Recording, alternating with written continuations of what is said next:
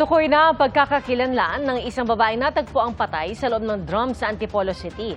Ang drum kinailangan pang iahon mula sa bangin. Saksi si Chino Gaston.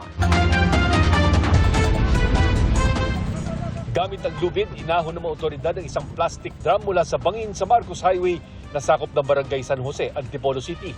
Ayon sa pulisya, ilang kabataan ang nakakita sa plastic drum dakong 1:00 ng hapon nitong Huwebes. Binuksan nila ang drum at doon natuklasan nila na hindi kalakal ang laman nito kundi mga bahagi ng katawan ng tao.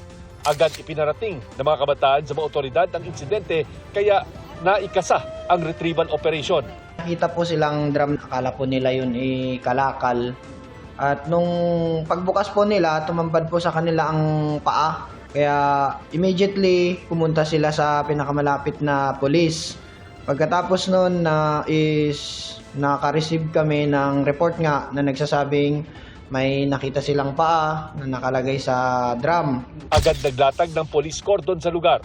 Sa taya ng PNP Scene of the Crime Operatives, hindi lalagpas ng 30 anyos ang edad ng biktimang nakasuot ng maong shorts at puting t-shirt. Hanggang bewang ang kanyang buhok. May nakita ring tattoo ng gagamba malapit sa tiyan at tatong ahas sa kaliwang hita na may mga letrang kung babasahin ay Noemi. Ayon sa kanyang kapatid, madaling araw ng January 20, huling nakita ang biktima sa Barangay Kupang, Antipolo City at may sumundo raw sa kanya na isang babae at lalaking nakamotor. Hindi malinaw kung ano ang kaugnayan ng biktima sa dalawa.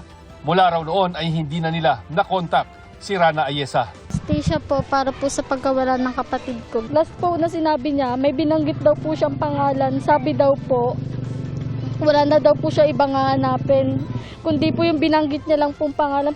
Patuloy din ang investigasyon sa sanhi ng kanyang pagkamatay. Para sa GMA Integrated News, Chino Gaston ang inyong saksi. Mga kapuso, maging una sa saksi. Mag-subscribe sa GMA Integrated News sa YouTube para sa iba't ibang balita.